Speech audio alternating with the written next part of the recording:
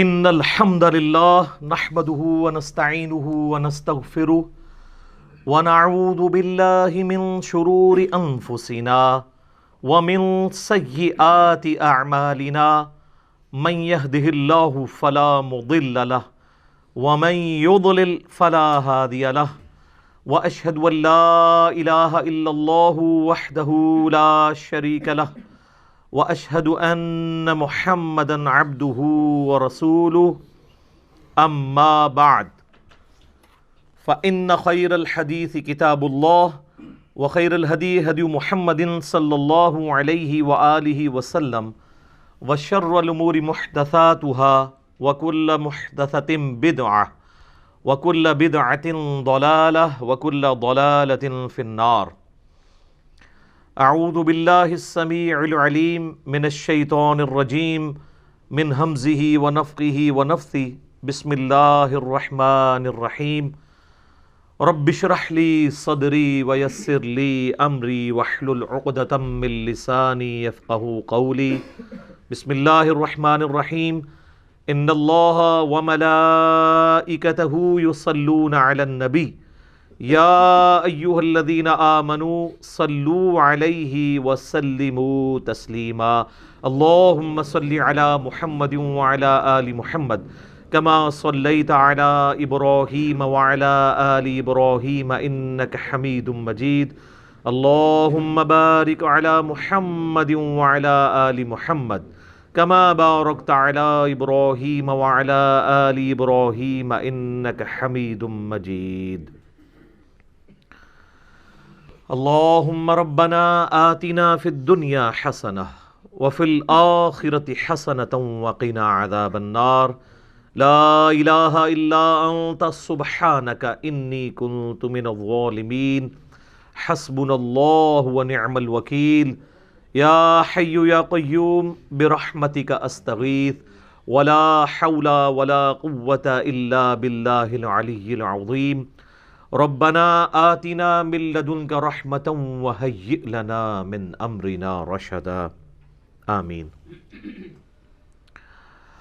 الحمدللہ آج 23 فروری 2020 کو سنڈے کے دن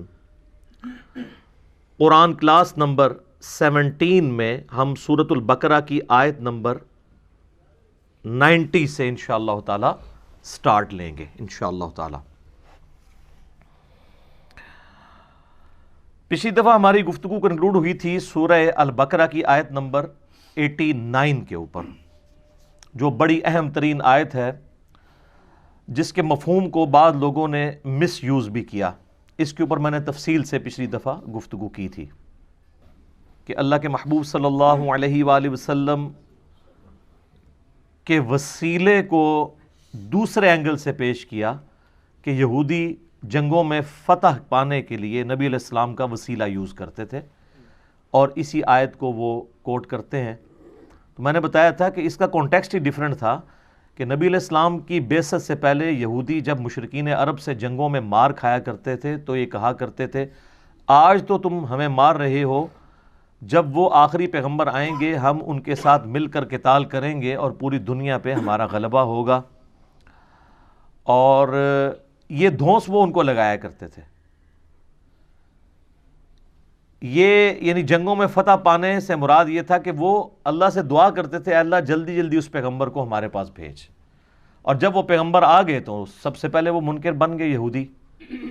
اور مشرکین عرب جن کی طرف ڈائریکٹلی نبی علیہ السلام کی دعوت ابھی اس طریقے سے نہیں پہنچی تھی بلکہ انہوں نے یہی باتیں سنی ہوئی تھیں، جب وہ حج کے موقع پر نبی علیہ السلام سے ملاقات کرتے ہیں اوس اور خزرج کے لوگ تو وہ ان میں سے چند لوگ اسلام قبول کر لیتے ہیں. اور پھر کچھ عرصے بعد جب وہ دوبارہ آتے ہیں تو مزید لوگوں کے ساتھ آتے ہیں، حتیٰ کہ نبی علیہ السلام کو وہ اس چیز کے اوپر آمادہ کرتے ہیں کہ آپ ہجرت کر کے مدینہ شریف آ جائیں. اب یہ یہودیوں کی طرف جو ڈائریکٹلی قرآن ہدایت کی کتاب تھی، اس حوالے سے کہ ان کی کتابوں میں اس کی پروفیسیز موجود تھیں کہ آخری پیغمبر آئیں گے، ان پر کتاب نازل ہوگی، اس سے ان کو تو استفادہ نہیں ہوا لیکن انڈائریکٹلی مشرکین عرب کے قبائل اوس اور خزرج کے لیے یہ ہدایت کا سبب بن گئی کتاب. اب اللہ تعالیٰ نے یہودیوں کے اوپر ایک ورڈکٹ دی ہے، یہ ایک اور یونیورسل ٹروتھ آ رہا ہے. بئس ما اشتروا به انفسهم۔ اعوذ باللہ من الشیطان الرجیم، بسم اللہ الرحمن الرحیم۔ بئس ما اشتروا به انفسهم، کیا ہی بری چیز ہے جس کے بدلے انہوں نے سودا کر لیا اپنی جانوں کا۔ کیا سودا کیا؟ ان یکفروا بما انزل اللہ بغیا ان ینزل اللہ من فضلہ، کہ وہ جو کتاب اللہ جو نازل ہوئی تھی ان کی طرف، اس کتاب کو انہیں پس پش ڈال دیا حسد کی وجہ سے۔ اللہ کی طرف سے جو اس کے فضل کے ساتھ کتاب نازل ہوئی تھی اس کو انہوں نے چھوڑ دیا۔ ان ینزل اللہ من فضلہ علی من یشاء من عبادہ، اور یہ وہ کتاب ہے کہ اللہ تعالیٰ اپنے فضل سے جسے چاہتا ہے اپنے بندوں میں سے ہدایت کی طرف لے کر آتا ہے۔ اللہ نے کتاب نازل کی تھی، یہ بھی اس کا فضل، لیکن اس فضل سے استفادہ انہوں نے کرنا ہے جنہوں نے اپنے برتن کا منہ کھولا ہوا ہے۔ اگر کوئی شخص خود ہدایت قبول کرنے سے انکار کر دینا، پھر دنیا کی کوئی کتاب، کوئی پیغمبر اسے ہدایت نہیں دے سکتا۔ یہ اللہ تعالیٰ کا ایک سمجھ لیں کہ اس کی سنت ہے، اور اللہ کی سنت نہیں بدلتی کہ وَالَّذِينَ جَاهَدُوا فِينَا لَنَهْدِيَنَّهُمْ سُبُلَنَا، سورۃ العنکبوت کی آخری آیت ہے۔ جو لوگ ہماری راہ میں کوشش کریں گے نا، ان کے لیے ہم اپنی راہیں کھولیں گے۔ جو کوشش نہیں کرے گا اس کے لیے قرآن میں کوئی ہدایت نہیں ہے، انبیاء کی تعلیمات میں کوئی ہدایت نہیں ہے۔ جتنی مرضی تیز بارش ہو، اگر ایک برتن ہی الٹا پڑا ہوا ہے وہ کبھی بھر سکتا ہے؟ نہیں۔ تو اللہ تعالیٰ یہی فرما رہا ہے کہ کتنا برا انہوں نے سودا کیا کہ اس نبی کے دنیا میں آنے سے پہلے تو یہ جنگوں میں دعا کیا کرتے تھے، اے اللہ جلدی جلدی اس پیغمبر کو بھیج کہ ہم اس پیغمبر کے ساتھ مل کر قتال کریں اور اللہ کے دین کا بول بالا کریں۔ اور آج جب وہ پیغمبر آئے ہیں، یہ اس کے کافر ہو گئے ہیں، اس کے منکر ہو گئے ہیں۔ کتنا برا انہوں نے سودا کیا ہے اپنی جانوں کا، کفر کے بدلے میں کفر کما لی ہے، اپنی جانیں دوزخ میں اور آگ میں جھونک دی ہیں۔ اور کس وجہ سے؟ حسد کی وجہ سے۔ حسد کیا تھا؟ وہ یہ کہتے تھے کہ پیغمبر بنی اسرائیل میں ہوگا، یہودی النسل ہوگا تو ہم اسے مانیں گے، اسماعیلی پیغمبر کو ہم نہیں مانیں گے۔ حالانکہ یہ بات وہ بھی مانتے تھے کہ حضرت اسماعیل علیہ السلام بھی تو ابراہیم کے بیٹے ہیں، تو چاہے بنو اسرائیل ہوں یا بنو اسماعیل، دونوں ہے تو ابراہیمی ہیں۔ لیکن وہ کہتے تھے نہیں، جو حضرت یعقوب کی اولاد سے ہیں، یعقوب کا ہی لقب تھا اسرائیل علیہ السلام، ان کے سوا اگر کوئی اور نسل میں پیغمبر آئے گا، وہ ابراہیمی بھی کیوں نہ ہو، ہم نے نہیں اس کو ایز اے پیغمبر ایکسیپٹ کرنا۔ تو اب اللہ تعالیٰ فرما رہا ہے کہ اس کے سبب کیا ہوا؟ فَبَاءُوا بِغَضَبٍ عَلَىٰ غَضَبٍ، تو اللہ تعالیٰ کے غضب پر غضب کے وہ حقدار ہو گئے۔ یہ ڈبل غضب کیوں؟ مسلسل غضب کیوں؟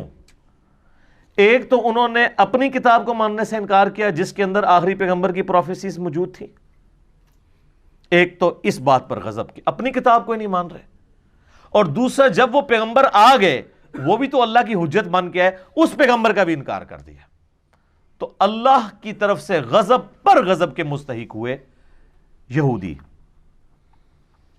وَلِلْكَافِرِينَ عَذَابٌ مُّهِينٌ، اور کافروں کے لیے ذلیل اور رسوا کر دینے والا عذاب ہے۔ وَلِعَوْذُ بِاللَّهِ تَعَالَى اللہم اجرنا من النار، اللہم اجرنا من النار، اللہم اجرنا من النار، آمین۔ وَإِذَا قِيلَ لَهُمْ آمِنُوا بِمَا أَنزَلَ اللَّهُ، اور جب انہیں کہا جاتا ہے کہ ایمان لے کر آؤ جو اللہ نے نازل کیا ہے اس پیغمبر کے ساتھ، قَالُوا نُؤْمِنُ بِمَا أُنزِلَ عَلَيْنَا، وہ کہیں گے، یہودی اس وقت یہ کہتے تھے کہ ہم ایمان لاتے ہیں اس کے اوپر جو ہم پہ نازل ہوا ہے۔ انہوں نے تو حضرت عیسیٰ علیہ السلام کو ماننے سے انکار کر دیا تھا، وہاں تو یہ بہانہ بھی نہیں تھا کہ وہ بنو اسرائیل سے نہیں ہے، حضرت عیسیٰ علیہ السلام خود یہودی النسل تھے، بنی اسرائیل میں سے تھے، ان کا بھی انکار کر دیا۔ تو ہر پیغمبر کا انکار کرنے کے لیے بہانے ان کے پاس ڈیفرنٹ ہوتے تھے۔ تو اللہ تعالیٰ فرما رہا ہے کہ جب ان کو ایمان کی طرف دعوت دی جاتی ہے تو یہ کہتے ہیں ہم صرف اسی پر ایمان لائیں گے جو ہم پہ نازل ہوا ہے، یعنی تورات اور زبور۔ انجیل بھی ان کی طرف تھی، اس کا بھی انکار کیا، قرآن کا بھی انکار کیا۔ وَيَكْفُرُونَ بِمَا وَرَاءَهُ، اور ہر اس چیز کا کفر کر دیں گے جو ان کتابوں کے سوا کوئی اور کتاب ہوگی، ہم نے نہیں اس کو ماننا۔ وَهُوَ الْحَقُّ مُصَدِّقًا لِمَا مَعَهُمْ، حالانکہ قرآن وہ حق ہے جو اس حال میں نازل ہوئی ہے کہ وہ تصدیق کر رہی ہے ان کتابوں کی بھی جس کے اوپر یہ ایمان لاتے ہیں۔ تو یہ تو اپنی کتابوں کو ہی نہیں مان رہے۔ اگر یہ واقعی اپنے آپ کو یہودی سمجھتے ہیں تو کم از کم اپنی کتاب کو مان کے اس پیغمبر کو مان لیں۔ تو یہ پیغمبر اور یہ کتاب ان کی کتابوں کی تصدیق کرتی ہے، اس اعتبار سے کہ اس کتاب کی پیش گوئی پوری ہوئی، اور اس اعتبار سے بھی کہ یہ کتاب ان کتابوں کو غلط نہیں کہتی بلکہ ان کتابوں کو بھی انڈورس کرتی ہے، لیکن پھر بھی یہ انکار کر رہے ہیں۔ قُلْ فَلِمَ تَقْتُلُونَ أَنْبِيَاءَ اللَّهِ مِنْ قَبْلِ، اے نبی علیہ السلام ان سے فرمائیے کہ اگر تمہارا یہی بہانہ ہے نا کہ ہم صرف اپنے نبیوں کو مانیں گے بنی اسرائیل کے اور کسی پیغمبر کو نہیں مانیں گے، تو یہ ذرا بتاؤ کہ تم اپنے نبیوں کو پھر قتل کیوں کرتے تھے؟ یہ پھکی ہے، اینٹی وینم، اسی اور اصول اور مبادی پہ الزامی جواب کہ اگر تم یہ کہتے ہو کہ محمد صلی اللہ علیہ وآلہ وسلم بنو اسرائیل میں سے ہوتے تو ہم انہیں مان لیتے، تو یہ بتاؤ بنی اسرائیل کے پیغمبروں کو قتل بھی تو تم لوگ خود ہی کرتے تھے، حتیٰ کہ عیسیٰ علیہ السلام کے بھی قتل کا فتویٰ نکالا، وہ تو اللہ نے ان کو زندہ اٹھا لیا، ادروائز حضرت عیسیٰ علیہ السلام کو بھی انہوں نے سولی چڑھا دینا تھا۔ تو اگر تمہاری یہ لاجک مان لی جائے کہ ہم اپنے سوا کسی اور پیغمبر کو نہیں مانیں گے جو کسی اور نسل سے ہوگا، تو جو تمہاری اپنی نسل سے پیغمبر آئے ہیں، حضرت زکریا علیہ السلام، یحییٰ علیہ السلام، ان کے علاوہ کئی انبیاء کو تو تم نے خود قتل کیا، ایون عیسیٰ علیہ السلام کو بھی قتل کرنے کی سازش کی۔ یہ اللہ تعالیٰ فرما رہا ہے کہ اپنے نبی علیہ السلام کو کہ آپ یوں ان سے کہیں، قُلْ فَلِمَ تَقْتُلُونَ أَنْبِيَاءَ اللَّهِ مِنْ قَبْلِ إِن كُنْتُم مُؤْمِنِينَ، اگر تم واقعی سچا ایمان رکھتے ہو تو اپنے نبیوں کو کیوں قتل کرتے رہے ہو؟ ظاہر ہے اس بات کا کیا جواب ہوگا کسی کے پاس؟ اس کا جواب صرف یہ ہوگا کہ اس کی بات نہیں سننی، کیونکہ بات ہی اتنی وزنی ہے۔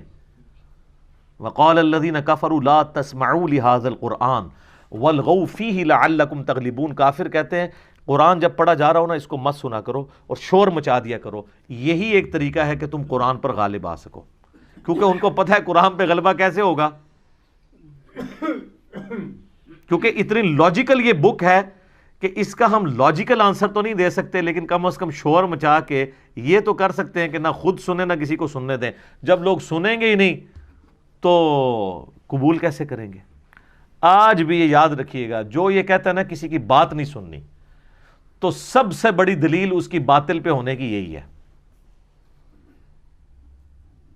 اگر تم اپنے عقائد میں کانفیڈنٹ ہو تو کہو کہ جی ہماری بات تو 24 کیرٹ سونا ہے جی، پیش کریں قرآن و سنت پہ، کوئی اور بھی بات کرتا ہے آپ سنیں اس کی بات اور چیک کریں، اور جو کہ کسی کی سننی نہیں ہے تو آپ سمجھ لیں کہ دال میں کالا نہیں ہے، پوری دال ہی کالی ہے، کیونکہ وہ تو پچ کھیڑنا چاہتا ہے نا، نہ کھیڑیں گے نہ کھیڑن دیں گے۔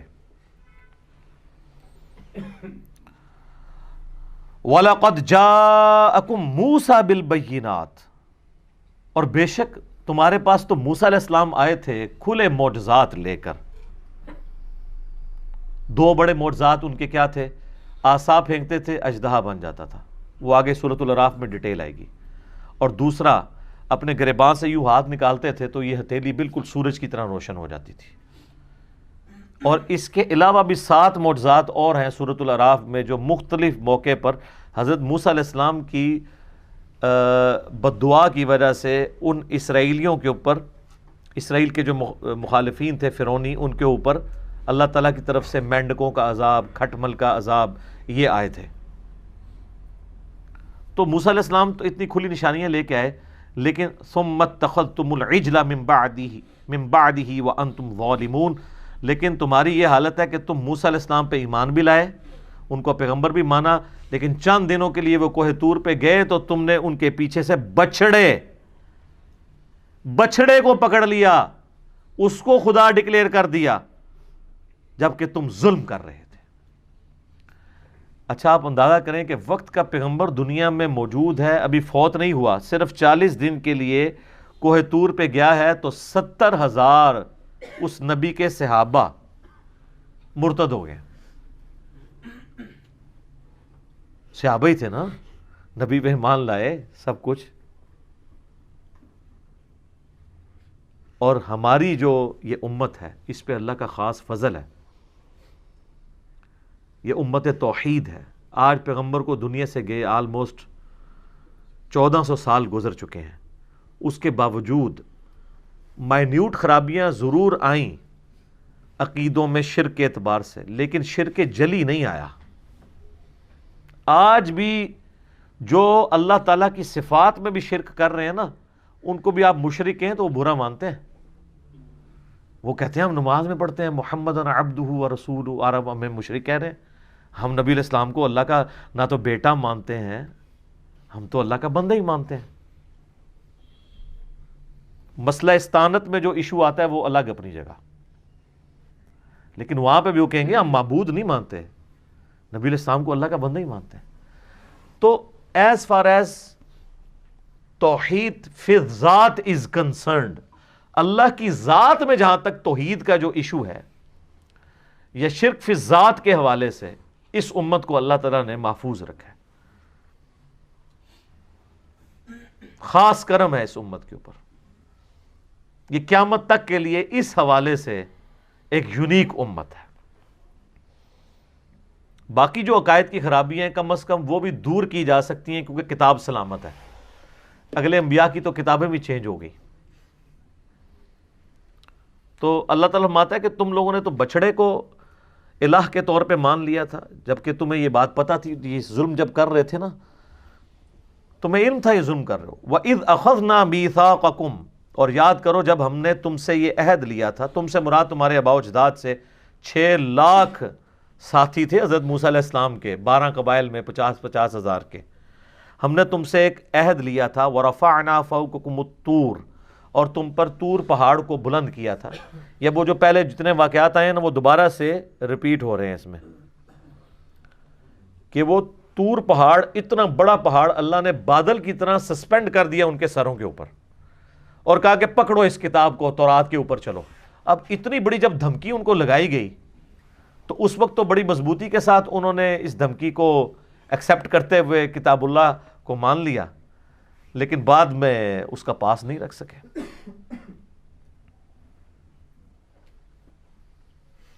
خذوا ما آتیناکم بقوۃ واسمعوا، ہم نے کہا تھا پکڑو اس کتاب کو پوری قوت کے ساتھ. پوری قوت کے ساتھ یہ نہیں ہے کہ اس پہ شکنجہ مضبوط کر لو، مراد ہے اس کی تعلیمات کو پکڑو. یہاں بھی لوگ کہتے ہیں ہم جی قرآن تو پڑھ رہے ہیں. قرآن پڑھنے کا مطلب کیا ہے؟ تلاوت کرنی ہے اس کی، صرف اس کی تعلیمات پر عمل کرنا ہے پوری قوت کے ساتھ. مراد یہ کہ کتاب اللہ کے اوپر ایمان لاؤ، جیسا کہ حق ہے اس کی پیروی کرو. واسمعوا، اور غور سے سنو اللہ کی تعلیمات کو. قالوا سمعنا وعصینا، لیکن ان کی حالت یہ تھی وہ کہتے تھے کہ سنا اور نافرمانی کی. یہ بڑے جگت باز تھے، جان بوجھ کے انبیاء کی تعلیمات کو بدل دیتے تھے.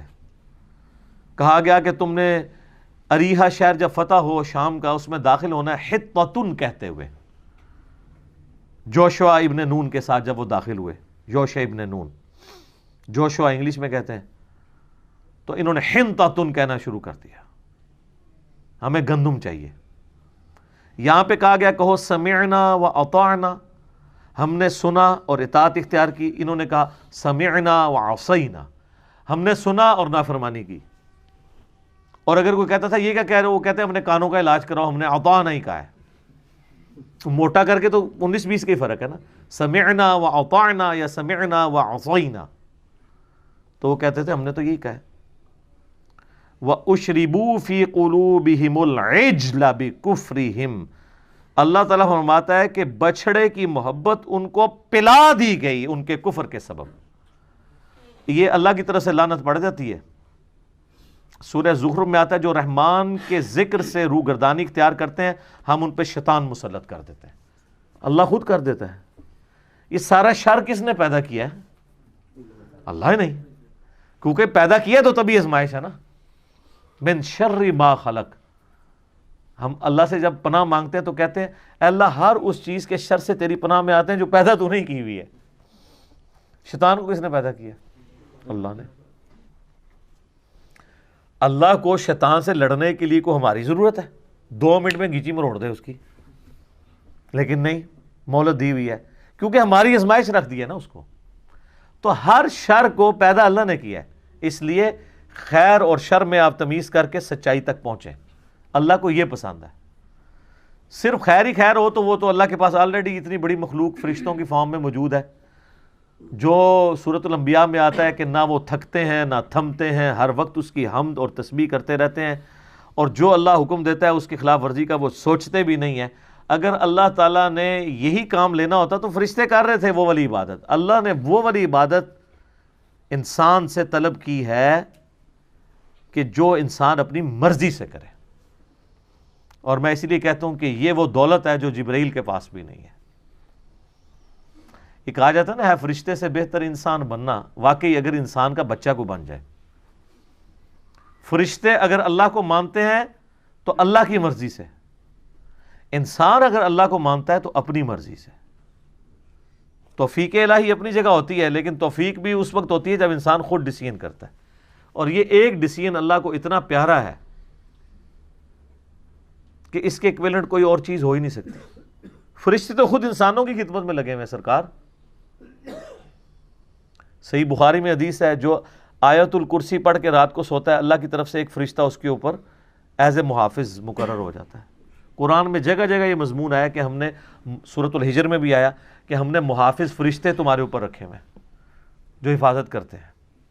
فرشتوں کو کیا کیا ڈیوٹیاں سونپی گئی ہیں. کوئی ہمارا نامہ اعمال لکھ رہا ہے، کسی کی بارش برسانے کی ذمہ داری ہے، کسی کی بادلوں کو ہانک کے لے کے جانے کی ذمہ داری ہے. یہ ساری کی ساری رسپانسبلٹی فرشتے انسان کی خدمت میں لگے ہوئے ہیں. سر یہ ساری کائنات اللہ نے انسان کے لیے پیدا کی ہے، انسان کو اپنے لیے پیدا کیا. آپ بہت قیمتی ہیں، اپنی قیمت کو جانیں. لیکن یہ انسان نکلنے بڑے تھوڑے سے ہیں، 0.0000001%. یہ بھی میں ویسے کم بتا رہا ہوں، اس سے بھی اور کم ہے، زیادہ بتا دیا میں نے. اتنے اربوں میں سے ہی چند لوگ اللہ کو چاہیے. اتنے قیمتی ہیں انسان اگر اپنی وہ قیمت کو پہچانے. تو اللہ فرماتا ہے بچھڑے کی محبت ان کو پلا دی گئی ان کے کفر کے سبب. یعنی یہ کفر کے سبب کیا؟ ان کے اندر بیسیکلی یہ نافرمانی کا مادہ موجود تھا، کفر سے پہلے بھی تھا. کیونکہ سورۃ الاعراف کی آیت نمبر 138 میں آگے چل کے آئے گا، جو کہ مصحف کی ترتیب میں آگے ہے، لیکن سورۃ البقرہ سے پہلے 2/3 قرآن نازل ہو چکا ہوا تھا. لہٰذا یہاں پہ کچھ باتیں اشارتاً ہو رہی ہیں جو آلریڈی نازل ہو چکی ہوئی تھی. سورۃ الاعراف کی آیت نمبر 138 میں آئے گا کہ موسیٰ علیہ السلام جب یہ 6 لاکھ کا لشکر لے کے ایک جگہ سے گزرے، وہاں پہ کچھ لوگوں نے بتوں پر اعتکاف کیا ہوا تھا. تو حضرت موسیٰ کے ساتھیوں نے کہا کہ حضرت آپ بھی ہمارے لیے کوئی اللہ کا بت بنا دیں کہ ہم بھی اس پہ اعتکاف کر کے بیٹھ جائیں. تو اللہ نے کہا، اللہ کے پیغمبر حضرت موسیٰ علیہ السلام نے کہا اے اللہ میں اس جاہل قوم سے تیری پناہ میں آتا ہوں کہ اللہ کو مان رہے ہیں، اس کا پیغمبر اندر موجود ہے اور پیغمبر کو کہہ رہے ہیں کہ اللہ کا ایک بت بنا دو. تو یہ جو ان کے اندر خناس بھرا ہوا تھا نا بت پرستی کا، بس وہ انتظار میں ہی تھے. موسیٰ علیہ السلام گئے پیچھو کام بھی پاتا انہوں نے بچڑے والا. یہ بتوں کے اعتکاف والی ڈیمانڈ جو ہے نا، یہ بچڑے کو رب بنانے سے پہلے والا واقعہ ہے. تو اللہ رب ان کے اندر جو خناس چھپا ہوا تھا نا، اس کے سبب اللہ نے پھر ان کے اوپر ایسی مور لگائی کہ بچڑے کی محبت ان کو پلا دی گئی. اب یہ محبت بچڑے کی اتنی آسانی سے تو نہیں نکلتی. اسی لیے آپ کو یاد ہوگا ہم نے پچھلی کلاسوں میں جو گائے والا واقعہ کور کیا ہے، اللہ نے گائے کیوں ذبح کروائی ان سے؟ تاکہ ان کے دل سے اس کی عظمت نکلے. اور وہ کروائی بھی گولڈن کلر کی، کیونکہ انہوں نے بچڑا سونے کو پگھلا کے گولڈن کلر کا بنایا تھا. اس لیے تو وہ بہانے کرتے تھے جی ہمیں سمجھ نہیں آ رہا گائے کس قسم کی ہو، کبھی کوئی کہانی کبھی کوئی کہانی. الٹیمیٹلی اللہ نے فرمایا وہ آخری دفعہ جو کہ انشاءاللہ انہوں نے زبان سے نکالا تھا، اللہ نے کہا یہ کامیاب ہو گئے، لیکن لگتے نہیں تھے کہ یہ قربانی کریں گے. وہ کیوں نہیں کر رہے تھے؟ کہ اندر سے وہ والی جو عزت اور تکریم تھی وہ جا نہیں رہی تھی، اندر کا خناس مر نہیں رہا تھا. اس کا مطلب ہے کہ اندر کا خناس مارنا یہ اصل میں ہدایت کا دروازہ کھولتا ہے. تو سر ہم بھی یہی کر رہے ہیں. انڈیا پاکستان بنگلہ دیش میں جو اندر کا خناس ہے وہ یہ نہیں ہے کہ یہ لوگ قرآن اور حدیث کو نہیں مانتے. اندر کا خناس یہ ہے کہ قرآن اور حدیث کی نہیں مانتے. کو تو بڑا آسان ہے, قرآن کو مان رہے ہیں, ماشاءاللہ خوشبوؤں میں لپیٹ رہے ہیں, چوم رہے ہیں, چاٹ رہے ہیں, مرنے کے اوپر 10 20 قرآن پڑھواتے ہیں, کی نہیں مان رہے. اچھا وہ کی کیوں نہیں مان رہے؟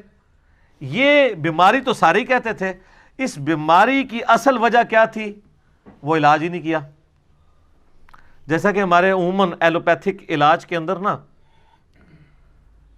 بیماری کی سمٹمز کا علاج کیا جاتا ہے, اس کی اصل وجہ کا علاج نہیں کیا جاتا. بخار چڑھا ہوا ہے, پیناڈول دے دو بخار نیچے آ جائے. کیوں چڑھا ہے؟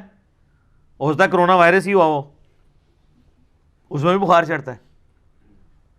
جبکہ ہومیوپیتھک ڈاکٹرز کا یہ دعویٰ ہے کہ ہم اس روٹ کاز کو ایڈریس کرتے ہیں, اس کی وجہ سے وہ اپنے علاج کو اس سے بہتر سمجھتے ہیں.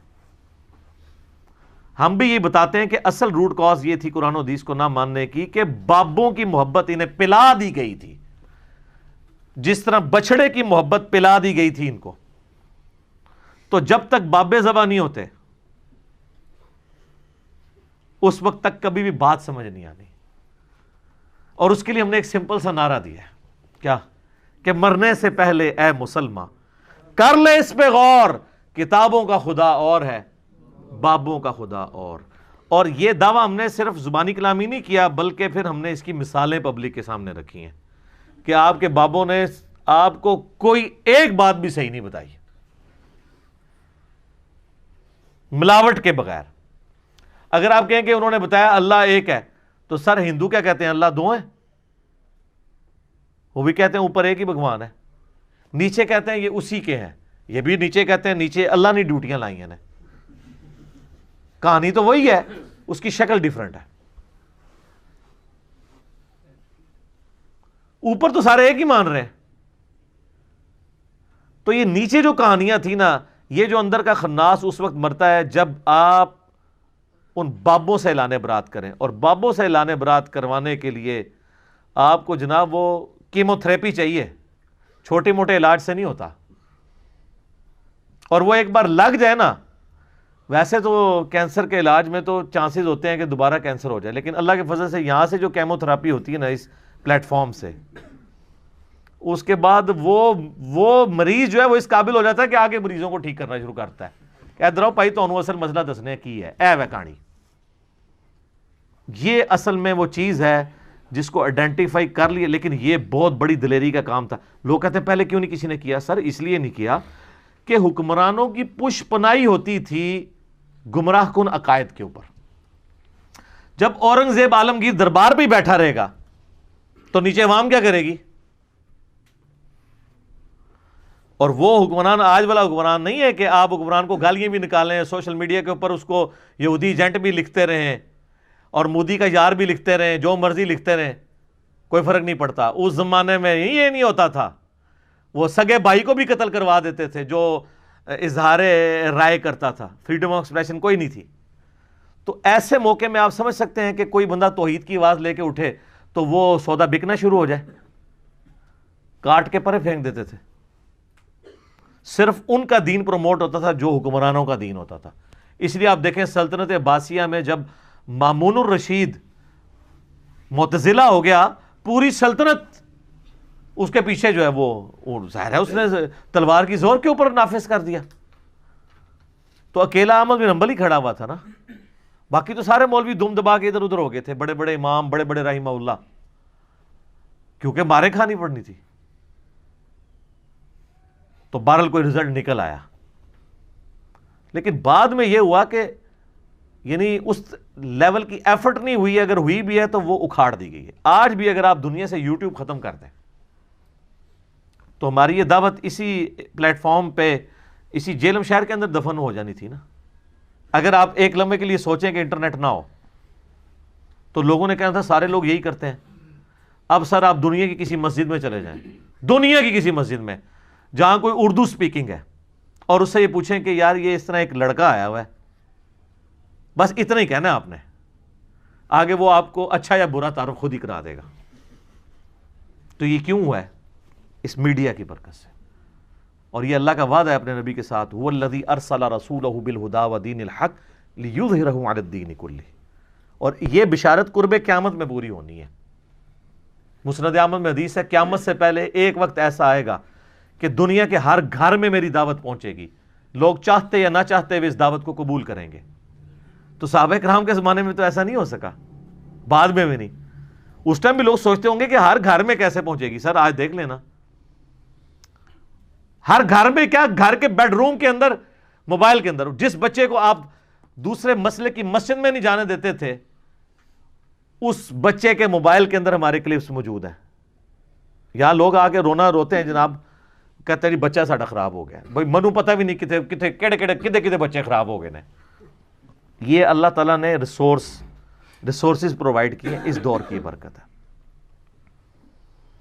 تو اللہ تعالیٰ ہمارا ان کو بچڑے کی محبت پلا دی گئی تھی ان کے کفر کے سبب۔ قُلْ بِئْسَ مَا يَأْمُرُكُمْ بِهِ ایمانکم، اللہ تعالیٰ فرماتا ہے نبی ان سے فرما دو کیا ہی بری چیز کا حکم دیتا ہے تمہارا ایمان، یعنی تمہارا ایمان سے مراد تمہارا یہ جو جھوٹا تم نے عقیدہ رکھا ہوا ہے نا، تمہیں یہ حکم دیتا ہے کہ تم بچڑے کو خدا بنا لو۔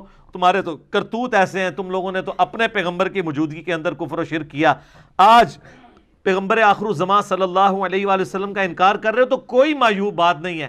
تم نے تو اپنے پیغمبر کے ساتھ یہ کچھ کیا کہ وہ کوہ طور پہ گئے، تم نے 70,000 یہودیوں نے ایک دن کے اندر اپنے عقیدے سے جو ہے وہ روگردانی کی، اور پھر وہ گزر چکا ہے کہ پھر ان کو قتل مرتد کی سزا ہوئی تھی۔ ایک دن میں 70,000 یہودی قتل کیے گئے تھے جو مرتد ہوئے تھے۔ ان کنتم مؤمنین، اگر تم واقعی مومن ہو تو ذرا غور کرو، تمہارے ایمان اس چیز کا متقاضی ہے کہ تم لوگ شرک کرو؟ اب ایک اور یونیورسل ٹروتھ آ رہا ہے۔ سر یہ جو یونیورسل ٹروتھ ہے نا، یہ ساری امتوں پہ فٹ بیٹھتے ہیں۔ یہودی کہتے تھے ہم اللہ کے چہیتے ہیں، اللہ کے بڑے لاڈلے ہیں، بلکہ وہ تو سمجھتے تھے کہ ہم اللہ کی فیملی سے ہی ہیں، کیونکہ ہم پیغمبروں کی فیملی سے ہیں، ہماری نسل ابراہیمی ہے، اور ہم chosen people of the lord ہیں، اللہ کے چنے ہوئے لوگ ہیں۔ چنے ہوئے تو تھے نا، یا بنی اسرائیل اذکروا نعمتی التی انعمت علیکم وانی فضلتکم علی العالمین۔ لیکن چوزن پیپل تو وہ تھے جنہوں نے واقعی اس حق کو قبول کیا، ورنہ انہی چوزن پیپلز میں سے پیغمبر موجود ہیں اور ان کے ساتھی بندر اور خنزیر کی شکل میں بنا دیے گئے ہیں اصحاب سبت۔ اصحاب سبت کون تھے؟ وہ یہودی تھے نا، جنہوں نے ہفتے کے دن کے شکار کے معاملے میں روگردانی کی تھی۔ تو وقت کا پیغمبر تو موجود تھا ان کے اندر، یوشع ابن نون۔ بخاری مسلم دونوں میں حدیث ہے، نبی علیہ السلام نے فرمایا کہ بنی اسرائیل کا انتظام ہمیشہ پیغمبروں کے ہاتھ میں رہا ہے، مسلسل حضرت موسیٰ علیہ السلام سے لے کر عیسیٰ علیہ السلام تک 1400 سال تک ان کی تار ٹوٹی نہیں ہے۔ ایک پیغمبر موت سے پہلے اپنی جگہ ایک دوسرے پیغمبر کو خلیفہ بنا کے جاتا تھا، 1400 سال تک پیغمبر آتے رہے، 3 کتابیں نازل ہوں، اور حشر یہ ہو رہا ہے۔ اللہ تعالیٰ اب ان سے کہہ رہا ہے قُلْ إِن كَانَتْ لَكُمُ الدَّارُ الْآخِرَةُ عِنْدَ اللَّهِ خَالِصَةً مِّن دُونِ النَّاسِ، اے نبی ان سے فرماؤ کہ اگر یہ تم سمجھتے ہو کہ آخرت میں جو جنت ہے، آخرت کی زندگی کے حقدار صرف تم ہی ہو، جنت، وہ کہتے ہیں جنت حسین دی، کہتے ہیں نا، اور خود حسینیوں والا ایک کام بھی نہیں، سوٹیں لگا رہے ہیں اور کہہ رہے ہیں جنت حسین کی۔ اللہ تعالیٰ ہمارے، اگر تم یہ سمجھتے ہو نا باقی لوگوں کو چھوڑ کے جنت کے حقدار صرف تم ہو، فَتَمَنَّوُا الْمَوْتَ إِن كُنتُمْ صَادِقِينَ، تو ذرا پھر یہ دعا کیا کرو، اے اللہ جلدی جلدی موت دے، میں جنت میں پہنچ جاؤں۔ ہاں تو آپ میں سے کون کون تیار ہے؟ یہ لٹمس ٹیسٹ اللہ نے رکھا ہے کہ جو واقعی جنت کا حقدار ہے نا، وہ ہر وقت اس انتظار میں رہے گا یا اللہ موت آئے، میں جلدی جلدی جنت میں پہنچوں۔ تمنا کرو موت کی، موت کی دعا کرنے کی اجازت نہیں ہے، بخاری مسلم میں حدیث ہے، نبی علیہ السلام نے منع کیا کہ کوئی شخص یہ دعا نہ کرے کہ اللہ مجھے موت دے دے مصائب سے تنگ آ کے، کیونکہ وہ مصائب تو آپ کا امتحان ہے، لیکن تمنا کی جا سکتی ہے اگر حالات و واقعات اتنے بگڑ جائیں تو بالکل ٹھیک ہے۔ امام بخاری کے ساتھ ان کی زندگی میں یہی ہوا ہے نا، ان کے کلاس فیلوز نے ان کے خلاف اتنا پراپوگنڈا کیا کہ جس شہر میں جاتے تھے شہر کے دروازے پہ پہلے ہی بندہ کھڑا ہوتا تھا کہ حضرت ادھر نہیں آنا، آپ تو گمراہ ہیں۔ آج ان کے حضرت ان کے مریدوں کو کوئی جانتا بھی نہیں ہے، پوری دنیا میں بخاری بخاری ہو رہی ہے، ٹھیک ہے، یہ بات ہے۔ لیکن یہ لوگ اپنی زندگی میں ساروں نے بڑی بڑی تکلیفیں کاٹی ہیں۔ امام حنیفہ رحمہ اللہ کو زہر کا پیالہ پینا پڑا ہے منصور کی جیل کے اندر، زبردستی، اور محبت میں آپ چیف جسٹس بن جائیں، ان کا میں نے نہیں بننا، ان کا اچھا آپ نہیں بن رہے تو میں آپ کو زہر دے دوں گا۔ وہ کہتے ہیں میں اہل ہی نہیں اس کا، اس لیے وہ کہتے تھے کہ پھر اپنی مرضی کے فتوے لیں گے یہ۔ تو خلیفہ منصور نے کہا کہ آپ جھوٹ بول رہے ہیں کہ آپ اس کے اہل نہیں ہیں، آپ اہل ہیں۔ تو انہوں نے کہا جو شخص جھوٹا ہوتا ہے تو وہ تو ویسے ہی اہل نہیں رہتا۔ پھکی دیتی امام حنیفہ نے بھی کہ تم انہوں اگر جھوٹا کہہ رہے ہیں تو مطلب پھر تو میں ویسے ہی اہل کوئی نہیں ہوں۔ اور وہ اصل میں تقیہ کر رہے تھے کہ میں اہل اس اعتبار سے نہیں ہوں کہ جو تم مجھ سے فتوے لینا چاہتے ہو نا، یہ دنیا کا کتا میں نہیں بن سکتا۔ جو بعد میں قاضی ابو یوسف نے جو گندے فتوے دیے ہیں، الامان والحفیظ، انہی کے شاگرد نے، اور پھر اسی بنیاد پہ تلوار کی زور کے اوپر فقہ حنفی انہوں نے پھیلا دیے۔ امام حنیفہ تو بیچارے جس عہدے کو قبول نہ کرنے کی وجہ سے مر گئے، ان کے شاگرد نے اسی عہدے کو قبول کر کے زبردستی حکومت وقت کی پشت پناہی کے ساتھ سارے معاملات کیے۔ یہ سر فرق ہے، کیونکہ ان کو نظر آ رہا تھا کہ اس کا نقصان کیا ہوگا۔ تو اللہ تعالیٰ مارا ہے کہ اگر تم یہ سمجھتے ہو نا جنت آپ کے لیے خاص ہے یہودیوں، اور تم اللہ تعالیٰ کے بڑی لاڈلی امت ہو، تو دل میں کبھی تمنا تو کرو نا موت کی۔ سر جو لوگ اللہ سے محبت کرنے والے ہیں نا، ان کے دل میں تو ہر وقت موت کی تمنا رہتی ہے۔ صحیح مسلم میں حدیث ہے، جو شہادت کی تمنا کے بغیر مرا وہ کفر کی شاخ پہ مرا، نفاق کی شاخ پہ مرا، منافقت کی تمنا تو موجود ہے۔ بخاری میں حدیث موجود ہے، سعد ابن معاذ کو جب تیر لگا گھٹنے میں، اب چھوٹا سا ایک زخم ہی تھا، گھٹنے میں تیر لگنے سے کوئی بندہ تو نہیں مار جاتا، ان کی مین رگ کٹ گئی تھی، پٹی کی۔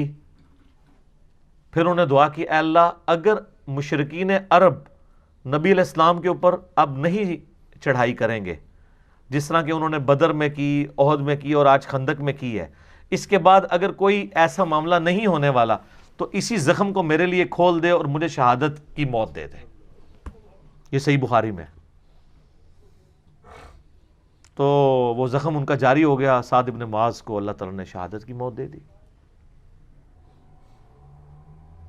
اوس کے سردار تھے، ان کی وجہ سے پورا قبیلہ مسلمان ہوا، انہوں نے بھوک ہڑتال کر دی تھی، اسلام لے کے آئے اور ہے بڑے جنگجو ٹائپ کے تھے، اپنے قبیلے میں چلے گئے کہ میں اس وقت تک نہ کھاؤں گا نہ پیوں گا جب تک سب لوگ مسلمان نہیں ہوتے۔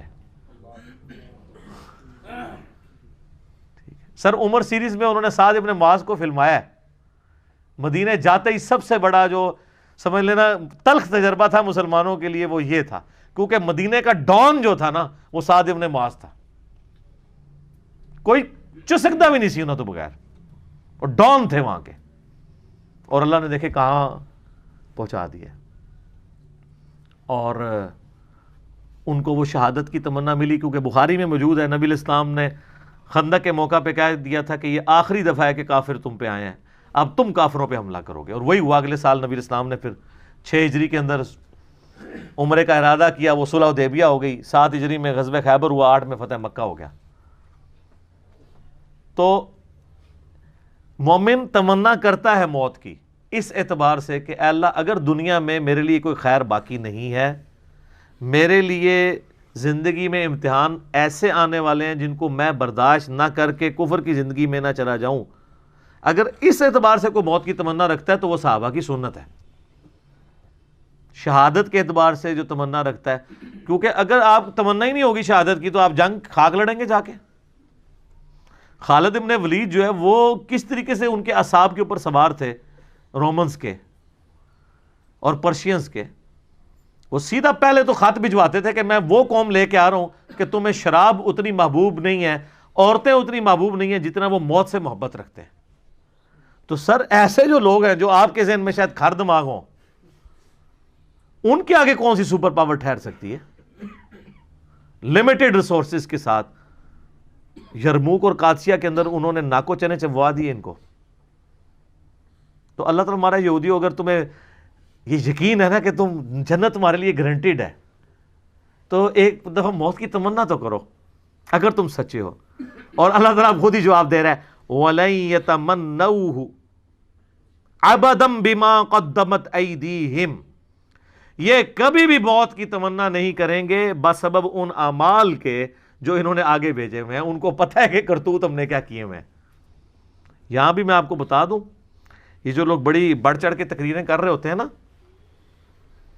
اگر آپ سیریسلی ان سے سوال کریں نا تو ان کا پول کھل جاتا ہے. بڑا بڑا دعویٰ کرتے ہیں او جی موت کا ایک وقت مقرر ہے جو آنا ہے, تو یہ 10 باڈی گارڈ کو رکھے ہوئے ساتھ. حالت یہ ہوتی ہے کہ بس وہ ٹائلٹ بغیر باڈی گارڈ کے جا رہے ہوتے ہیں, باقی ساری ایکٹیویٹیز اس طریقے سے کر رہے ہوتے ہیں. اور مریدین کہہ رہے ہوتے ہیں الا ان اولیاء اللہ لا خوف علیہم ولا هم یحزنون, ان کے مریدین ہوتے ہیں وہ. یہ سر فرق ہے. پھر یہ دعوے کرنا آسان ہے, یا دعویٰ نہ کریں. باڈی گارڈ رکھنا کوئی بری چیز نہیں ہے, نبی علیہ السلام نے بھی رکھے ہیں. ہاں, جب وہ آیت نازل ہوئی سورۃ المائدہ کی, سورہ الحجر کی, واللہ یعصمک من الناس, اے نبی اللہ تعالیٰ آپ کی حفاظت کرے گا لوگوں کے اگینسٹ, تو پھر نبی علیہ السلام نے باڈی گارڈ رکھنے چھوڑ دیے تھے. یہ جائز ہے, لیکن جو انہوں نے تماشا لگایا ہوتا ہے نا اس حد تک وہم تک, یہ ایک ایکسٹریم رویہ ہے. یہ یاد رکھیے گا, اسباب اور مسبب الاسباب کو بیلنس کرنا ضروری ہے. ایک خاص حد تک ہی آپ اسباب کو مینج کر سکتے ہیں, نظر مسبب الاسباب کے اوپر ہونی چاہیے. یہ نہ ہو اسباب پہ اتنا تکیہ ہو جائے کہ اللہ سے ہی نظر ہٹ جائے, پھر انسان کے پلے کوئی شے نہیں رہتی. اللہ فرماتا ہے کبھی بھی یہ موت کی تمنا نہیں کریں گے. جو انہوں نے کرتوت آگے بھیجے ان کو پتہ ہے کہ ہماری پھینٹی لگنی آگے. واللہ علیم بالظالمین, اللہ تعالیٰ خوب جانتا ہے ایسے ظالموں کو. وَلَتَجِدَنَّهُمْ أَحْرَصَ النَّاسِ عَلَى حَيَاةٍ, اور تم ضرور پاؤ گے ان یہودیوں کو حریص دنیا کی زندگی کا. وَمِنَ الَّذِينَ أَشْرَكُوا, حتیٰ کہ مشرکین سے بھی بڑھ کے یہ دنیا کی زندگی سے محبت کرتے ہیں. سر مشرکین نے تو گردنیں کٹائی ہیں بدر میں آ کے, یہودیوں کی تو ضرورت ہی نہیں ہوتی تھی, انہوں نے تو کلمہ پڑھ لیا ہوا تھا. کلمہ کیوں پڑھ لیا تھا؟ مارے جائیں گے. اوپر سے کلمہ پڑھا ہوا, اندر سے یہودی. یہ دلیر ہوتے تو یا کافر ہوتے یا مسلمان ہوتے تو اللہ ہمارا ان سے تو زیادہ دلیر مشرک ہیں, کم از کم اپنے باطل عقیدے پہ قائم تو رہے نا. اسی لیے آپ دیکھیں مکے میں کوئی منافق نہیں تھا, یا کافر تھے یا مسلمان تھے, کیونکہ وہ بت پرست تھے تو کٹر بت پرست تھے, مواحد ہوئے تو کٹر مواحد ہوئے. یہ چونکہ دنیا دار لوگ تھے, یہ دونوں پارٹیوں کو خوش رکھتے تھے.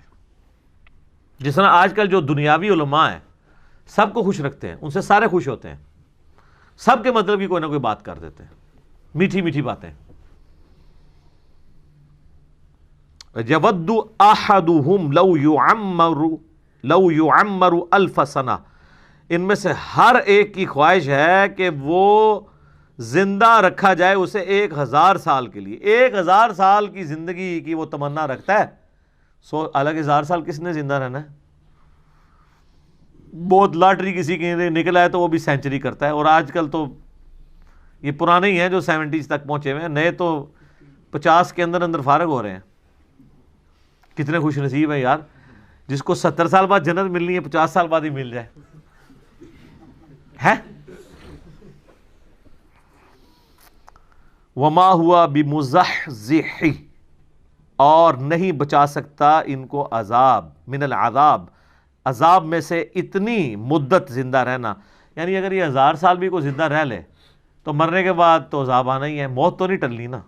1000 سال بعد بھی عذاب جو شروع ہونا ہے 1000 سال بعد بھی شروع ہونا ہے. میں نے پچھلی دفعہ بتایا تھا ایک پھیرا لگنا ہے نا جب دوزخ کا, ساری کی ساری دنیا کی جو آسائشیں کافور ہو جائیں گی.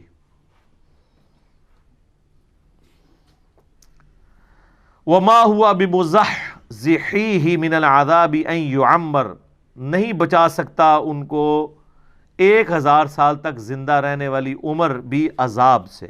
واللہ بصیر بما یعملون, اور اللہ تعالیٰ دیکھ رہا ہے جو وہ اعمال کر رہے ہیں. اللہ تعالیٰ غافل نہیں ہے. یہ دھمکی ہے کہ کوئی چیز بھی اللہ سے چھپی نہیں ہوئی ہے, یہ جتنے تمہارے کرتوت ہیں نا وہ دیکھ رہا ہے اللہ تعالیٰ. قل من کان عدوا لجبریل, اے نبی فرما دیجئے کہ جو کوئی بھی جبرائیل کے ساتھ دشمنی کرے, فإنہ نزلہ علی قلبک بإذن اللہ, تو بے شک اس نے آپ کے دل کے اوپر جو قرآن نازل کیا ہے تو اللہ کی اجازت سے کیا ہے. اللہ نے جبرائیل کو بھیجا ہے. یہودی کہتے تھے جبرائیل ہمارا دشمن ہے, یہ وحی اسے بنی اسرائیل کی طرف لانی چاہیے تھی, اس نے غلطی سے بنو اسماعیل کی طرف لے گیا. جس طرح شیعہ میں بھی ایک غرابیہ فرقہ ہوتا تھا آج سے آلموسٹ 1000 سال پہلے, جس میں یہ عقیدہ تھا کہ یہ وحی نعوذ باللہ ثم نعوذ باللہ مولا علی کی طرف آنی تھی, غلطی سے محمد رسول اللہ کی طرف چلی گئی.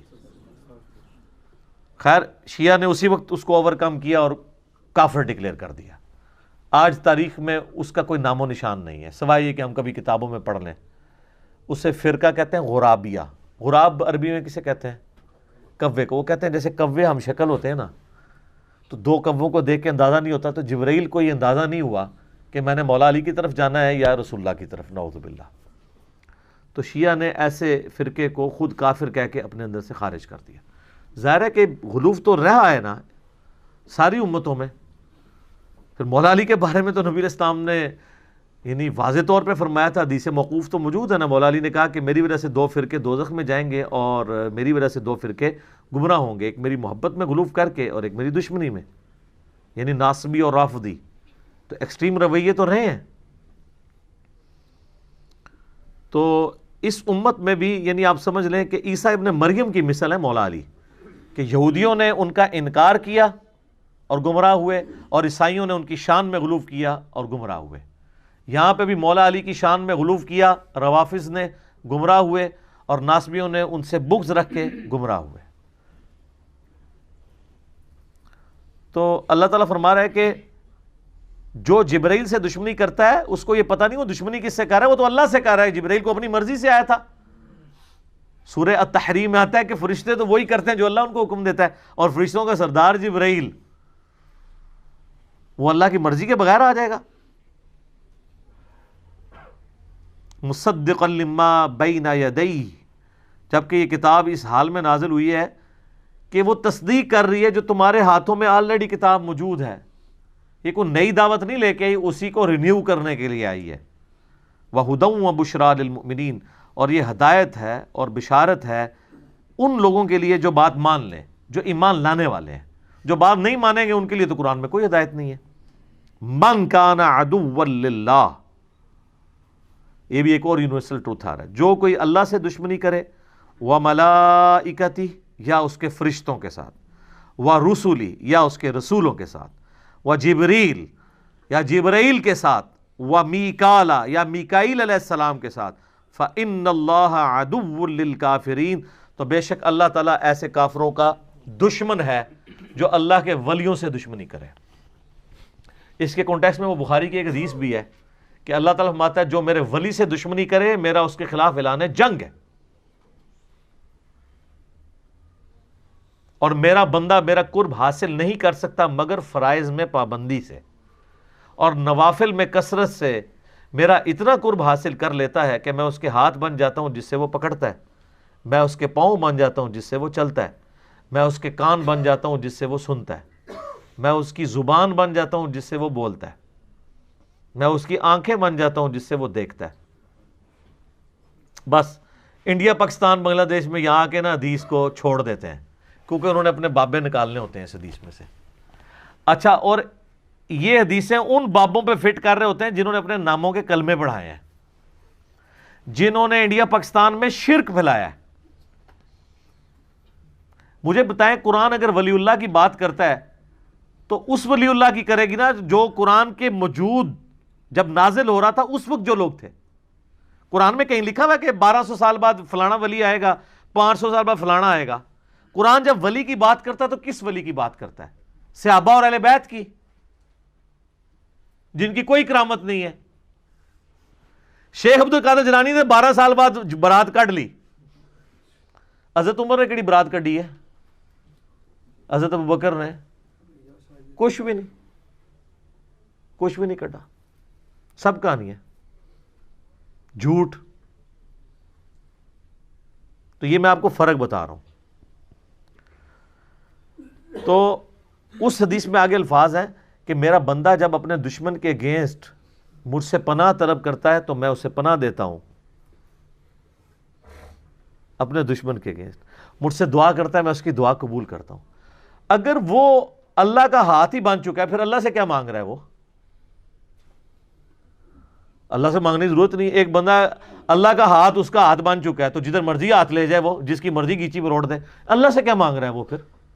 کہ اللہ مجھے اپنے دشمن کے اگینسٹ تو بچا لے. تو اللہ کو تو چاہیے وہ کہے کہ یار تنو ہاتھ بناتا ہے نا, کر جو مرضی. یہ مطلب ہی غلط ہے اس کا. ہاتھ بن جاتا ہوں, پاؤں بن جاتا ہوں, آنکھیں بن جاتا ہوں, مراد یہ ہے کہ اس کے ہاتھ, پاؤں, آنکھیں, کان یہ اللہ کی اطاعت میں ہی اٹھتے ہیں, اللہ کے نافرمان نہیں ہوتے. یہ مطلب ہے. اچھا وہ اس میں بھی اگلی کہانی کراتے ہیں. وہ کہتے ہیں جی وہ تو پہلے ہی گناہ نہیں کر رہا تھا تبھی تو اسے انعام ملا ہے, اور آپ انعام کو کہہ رہے ہیں کہ پھر دوبارہ وہی انعام مل رہا ہے. اس نے اپنی کان, آنکھیں اور ہاتھوں کو گناہوں سے محفوظ کیا ہے تو وہ ولی بنا ہے نا. اب آپ دوبارہ اس کو کہہ رہے ہیں کہ ولی بننے کی وجہ سے اس کی آنکھیں, کان اور یہ سب کچھ یہ جو ہے گناہوں سے محفوظ ہو جائیں گے, تو پھر انعام کیا ہوا ہے نا کہانی. ویسے سر ادھر علاج اتھے ہے سرجن صاحب کو. میرے بھائی کوئی دنیا کا بڑے سے بڑا بابا یہ کہہ سکتا ہے کہ میں جو اب ولی بن گیا ہوں تو اب مرتے دم تک میرا ایمان سلامت رہے گا؟ اس کی گارنٹی کوئی شخص اپنے بارے میں کہہ سکتا ہے؟ کوئی صحابی بھی کہہ سکتا ہے سوائے جن کو بائی نیم جنت کی بشارت ہوئی ہے. وہ بھی انہوں نے خود نہیں کہا, اللہ نے وحی کے ذریعے بتایا. ورنہ تو فتح مکہ پہ کتنے ایمان لانے والے حضور کی وفات کے بعد مرتد ہوئے ہیں اور حضرت بکر کے خلاف کھڑے ہو گئے منکرین زکوٰۃ, مسلمہ کذاب کے ساتھ ملنے والے لوگ. تو مراد یہ ہے کہ جو بندہ اعمال میں استقامت کرتا ہے نا, میں اس کی آنکھیں بن جاتا ہوں, کان بن جاتا ہوں, ہاتھ بن جاتا ہوں. یعنی اللہ تعالیٰ پھر اس کو یہ انعام دیتا ہے کہ اب میرا اسپیشل پروٹوکول ہے تیرے ساتھ. پہلے تو نے اپنی ایفرٹ سے یہ کام کیے تھے نا, اب میری تائید تیرے ساتھ ہوگی کہ میں تجھے یہ تائید کروں گا کہ آندہ کبھی تو برائی کی طرف جانے بھی لگا نا, تیرا میں ہاتھ پکڑ لیا کروں گا. جیسے کہ یوسف علیہ السلام کا پکڑا. قرآن میں الفاظ ہیں یوسف بھی اس عورت کا قصد کر لیتا اگر اللہ کی برہان نہ دیکھتا. تو تسی کیڑے اپنے آپ بڑا وڈا سمجھتے ہو اور اللہ سے بے نیاز سمجھتے ہو؟ یوسف تو پیغمبر تھے, وہ بے نیاز نہیں ہے اللہ سے, تو بابا کون سا بے نیاز ہو سکتا ہے اللہ سے؟ تو اس کا مطلب یہ ہے ہاتھ بن جاتا ہوں, پاؤں بن جاتا ہوں. اور یہ تو ہمارا حضور کے بارے میں عقیدہ نہیں ہے کہ آپ کی زبان جو ہے وہ اللہ کی زبان ہے. ہم یہ کہتے ہیں کہ آپ کی زبان پر اللہ کا کلام جاری ہوتا ہے. وما ينطق عن الهوى ان هو الا وحی یوحى. نبی علیہ السلام وہ کہتے ہیں جو اللہ وحی کرتا ہے ان کے اوپر. یہ قرآن میں جو ہے نا کہ ان پر اللہ کا ہاتھ تھا جب نبی علیہ السلام بیعت کر رہے تھے, تو اللہ کا ہاتھ مراد یہ کہ گویا نبی کی بیعت اللہ کی بیعت ہے, فزیکل ہاتھ نہیں. کیونکہ قرآن میں ہے من یطیع الرسول فقد اطاع اللہ, جس نے رسول اللہ کی اطاعت کی اس نے اللہ کی اطاعت کی. تو جو چیزیں بالمفہوم اور با محاورہ ہوتی ہیں اس کو فزیکل معنی یہ پہنا دیتے ہیں اور آگے کہانیاں کراتے ہیں. تو اللہ تعالیٰ فرماتا ہے کہ جو کوئی دشمنی کرے گا اللہ کے ساتھ, اس کے فرشتوں کے ساتھ, جبرائیل کے ساتھ, میکائیل کے ساتھ, تو اللہ تعالیٰ ایسے کافروں کا دشمن ہے. اور آج بھی جو صحیح اولیاء اللہ سے دشمنی کرے گا اللہ کی ان کے ساتھ دشمنی ہے, یہ ذہن میں رکھیے گا. اور صحیح اولیاء اللہ وہ ہوں گے جو اللہ کی عبادت کروائیں گے, اپنی عبادت نہیں. آپ مجھے بتائیں, ویسے کو عام بندہ کوئی چھوٹی سی بات کر دے تو لوگ کیا کہتے ہیں جی, کتنا متکبر ہے جی, میں کرتا ہے, کہتے ہیں نا. تو یہ جو بابا کہتا ہے آپ کو کہ جو میرا مرید ہو گیا میں جنت میں نہیں جاؤں گا اس وقت تک جب تک کہ آپ کو ساتھ نہ لے جاؤں, اس کی میں نہیں آپ کو نظر آتی؟ ادھر کہتے ہیں سبحان اللہ, اتنی بڑی میں کے اوپر سبحان اللہ. اللہ کہنا چاہیے لعنت اللہ علی الکاذبین، ایسے جھوٹے پہ اللہ کی لعنت ہو جو یہ دعویٰ کر رہا ہے. تمام ولیوں کی گردن پہ میرا پاؤں ہے. اتنا متکبر شخص. کیا ابو بکر نے کبھی کہا ہے کہ ساری امت کی گردن پہ میرا پاؤں ہے؟ آپ کا بابا کہتا ہے، آپ کہتے ہیں سبحان اللہ. تو لعنت ہے پھر ایسے عقیدے کے اوپر جو ایسے متکبرین کو اولیاء اللہ سمجھتے ہیں. میں ان بزرگوں کو کچھ نہیں کہہ رہا، ہو سکتا ہے انہوں نے نہ کہا ہو، لیکن آپ کہانیاں کروا رہے ہیں کہ انہوں نے کہا ہوا ہے. تو آپ ذرا تھنک آؤٹ آف باکس کریں جو اتنا متکبر ہو. اب میں آپ کو بتاتا ہوں اللہ کے نیک بندے کی نشانی کیا ہے. بخاری مسلم دونوں میں ہے، اے میری بیٹی فاطمہ اس بات پہ نہ کرنا کہ اللہ کے نبی کی بیٹی ہو، اگر اللہ نے پکڑ لیا تو میں تمہارے کچھ کام نہیں آؤں گا. تو سیدہ فاطمہ تو جنتی عورتوں کی سردار ہیں. آپ کے بابے جو ہیں وہ تو اس قابل بھی نہیں ہیں کہ وہ ان کی جوتیوں کی خاک بھی لے سکیں سیدہ فاطمہ کی، اور ان کے اندر آکڑ اتنی ہے کہ میں اپنے مرید جنت میں لے کے جاؤں گا. تو تھوڑا سا مرنے سے پہلے اے مسلمان کر لے اس پہ غور. کتابوں کا خدا اور ہے، بابوں کا خدا اور جب تو غور کر لے گا تیرے اندر سے آواز آئے گی کیا کہ نہ میں وابی نہ میں بابی، میں ہوں مسلم علمی کتابیں. ٹھیک ہو گیا جی. صلوات بر محمد وآل محمد. اللہم صلی علی محمد وعلی آل محمد کما صلیت علی ابراہیم وعلی آل ابراہیم انک حمید مجید. اللہم بارک علی محمد وعلی آل محمد کما بارکت علی ابراہیم وعلی آل ابراہیم انک حمید مجید. اللہ تعالیٰ سے دعا ہے جو حق بات میں نے کہی اللہ تعالیٰ ہمارے دلوں میں راسخ فرمائے. اگر جذبات میں میرے منہ سے کوئی غلط بات نکل گئی اللہ تعالیٰ ہمیں معاف کر دے اور ہمارے دلوں سے بھی محو کر دے. ہمیں کتاب و سنت کی تعلیمات پر عمل کر کے دوسرے بھائیوں تک پہنچانے کی توفیق عطا فرمائے. سبحانک اللہم و بحمدک اشہد ان لا الہ الا انت استغفرک و اتوب الیک وما علینا الا البلاغ المبین. جزاکم اللہ خیرا.